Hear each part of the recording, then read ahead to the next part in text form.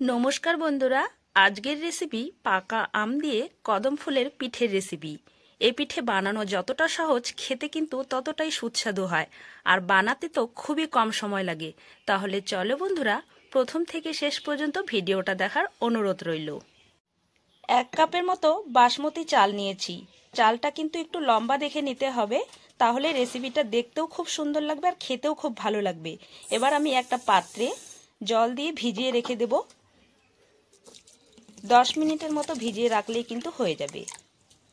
এবার আগের থেকে আমি একটা পাকা আম ছোট ছোট টুকরো করে কেটে রেখেছি।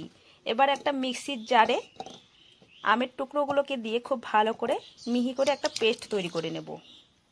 পেস্ট করে নেওয়া আমের পাল্পটাকে সরাসরি ছাঁকনির উপরে দিয়ে ভালো করে ছেঁকে নিতে হবে, তাহলে আমের মধ্যে যা আঁশ থাকবে সেটা বেরিয়ে আসবে। আমের পাল্পটাকে খুব ভালো করে আমি ছাঁকনির সাহায্যে ছেঁকে নিয়েছি। আর বন্ধুরা, তোমাদের হাতের সামনে যদি পাকা আমটা না থাকে এই সময়, তাহলে তোমরা কিন্তু পাকা তালটা দিয়েও এই রেসিপিটা করতে পারো, তাতেও কিন্তু অসাধারণ লাগে খেতে। এবার একটা ডো রেডি করে নিতে হবে। তার জন্য আমি আগের থেকে গোবিন্দভোগ চাল গুঁড়ো করে রেখেছি। গোবিন্দভোগ চালের গুঁড়ো দিয়ে এই পিঠেটা তৈরি করলে বন্ধুরা স্বাদ কিন্তু দ্বিগুণ বেড়ে যাবে। এবার একটা বাটি নিয়েছি, এই বাটির মাপ করে আমি চালের গুঁড়োটা নিয়ে নেব। 1 বাটি চালের গুঁড়ো নিয়ে নিলাম। এখানে আমি আরও হাফ বাটির মতো চালের গুঁড়ো নিয়ে নিচ্ছি। আমি আমার মাপ মতো করছি, তোমরা চাইলে কিন্তু কম বেশি করে নিতে পারো। 1 চিমটি লবণ দিয়ে দিচ্ছি। মিষ্টি জিনিসে 1 চিমটি লবণ দিয়ে দিলে এর স্বাদটা কিন্তু দ্বিগুণ বেড়ে যায়। চালের গুঁড়োর সঙ্গে লবণটাকে ভালো করে মিশিয়ে নিতে হবে। এবার অল্প অল্প আমের পাল্প দিয়ে খুব সুন্দর একটা ডো রেডি করে নিতে হবে। ঠিক যেইভাবে আমরা রুটি বানানোর জন্য একটা ডো রেডি করি, ঠিক সেইভাবে করে ডোটা রেডি করে নেব। আমের পাল্পটাকে কিন্তু একবারে দিয়ে মাখা যাবে না, অল্প অল্প করে আমের পাল্প দিয়ে এইভাবে একটা শক্ত ডো রেডি করে নিতে হবে। একবারে দিলে কিন্তু চালের গুঁড়োটা নষ্ট হয়ে যাবে, পাতলা হয়ে যাবে আর কি। ডোটাকে আমি রেডি করে নিয়েছি, আর এইরকম করে ডোটাকে রেডি করে নিতে হবে। এবার একটা ঢাকনা দিয়ে 5 মিনিটের মতো রেস্টে রেখে দেবো। এবার যেই চালটাকে আমি ভিজিয়ে রেখেছিলাম 10 মিনিটের জন্য, এবার একটা ছাঁকনির উপরে দিয়ে খুব ভালো করে জলটাকে ঝরিয়ে নেব। 5 মিনিট পর ঢাকনাটাকে খুলে নিচ্ছি। এবার আরেকটু হাত দিয়ে ভালো করে ডলে নেব।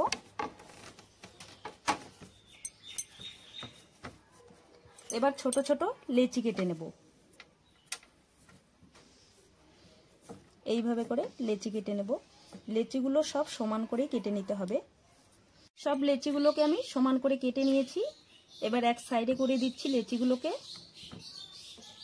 এখানে বেশ কিছুটা গুড় নিয়েছি, এবার গুড়টাকেও সাইডে নিয়ে নিচ্ছি।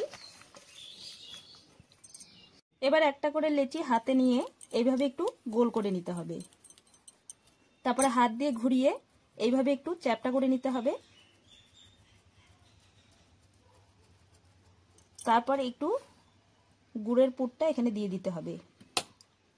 তারপর এইভাবে মুখটা একটু বন্ধ করে দিতে হবে। এইভাবে মুখ বন্ধ করে নেওয়ার পরে হাত দিয়ে একটু এইভাবে করে চাপ দিয়ে গোল করে শেপ দিয়ে দিতে হবে।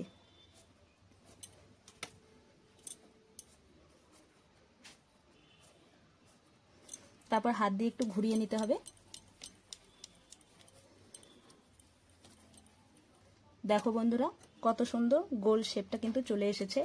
এবার চালটাকে যে আমি জল থেকে ঝরিয়ে রেখেছিলাম, সেই চালের মধ্যে লেচিটাকে এইভাবে ঘুরিয়ে নেব। খুব বেশি চালটা কিন্তু লাগানোর দরকার নেই, হালকা লাগলেই কিন্তু হয়ে যাবে, তাহলেই কিন্তু দেখতে খুব সুন্দর হবে। প্রত্যেকটা আমি এইভাবে বানিয়ে নেব।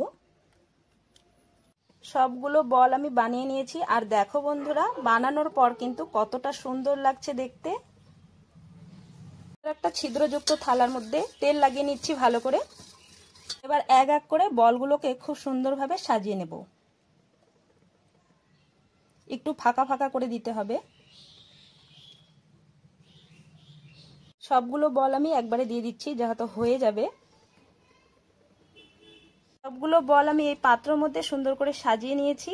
এবার একটা কড়াইয়ের মধ্যে বেশ কিছুটা জল আমি বসিয়ে রেখেছিলাম। জলটা খুব ভালো করে ফুটছে, এই সময় আমি বলের থালাটাকে বসিয়ে দেব। এবার একটা ঢাকনা দিয়ে ফ্লেমটাকে হাইতে রেখে ভালো করে সেদ্ধ করে নিতে হবে। 15 মিনিটের মতো ভাপিয়ে নিয়েছি, এবার নামিয়ে নেব। এবার এক এক করে বলগুলোকে নামিয়ে নিচ্ছি। নামানোর পর পিঠেটা দেখতে কিন্তু অসাধারণ হয়েছে বন্ধুরা। আর এই পিঠে কারো সামনে নিয়ে গেলে কেউ কিন্তু বুঝতেই পারবে না এই পিঠে কি দিয়ে তৈরি করা হয়েছে। আর দেখো বন্ধুরা, দেখে কিন্তু একেবারে কদম ফুলের মতোই লাগছে, আর দেখতে কিন্তু কতটা সুন্দর হয়েছে দেখো। তো চলো এবার তোমাদেরকে একটা পিঠে আমি ভেঙে দেখিয়ে দিচ্ছি ভেতর থেকেও কতটা সুন্দর হয়েছে। এবার তোমাদের একটা পিঠে আমি ভেঙে দেখাচ্ছি ভেতর থেকে কতটা সুন্দর হয় আর কতটা জুসি হয়। দেখো বন্ধুরা, আর গুড়ের পুরটাও কিন্তু খুবই সুন্দর হয়েছে দেখতে। এই দেখো, পাকা আম দিয়ে কদম ফুলের পিঠের রেসিপি তোমাদের কেমন লেগেছে কমেন্ট করে জানাবে। ভালো লেগে থাকলে লাইক কমেন্ট শেয়ার করে দিবে। চ্যানেলটিতে এখনো নতুন হয়ে থাকলে সাবস্ক্রাইব করে আমার পাশে থাকবে। তবে আজকের মতো ভিডিওটা এখানেই শেষ করছি, আবার দেখা হচ্ছে নতুন রেসিপির সঙ্গে। তোমরা ভালো থেকো, সুস্থ থেকো।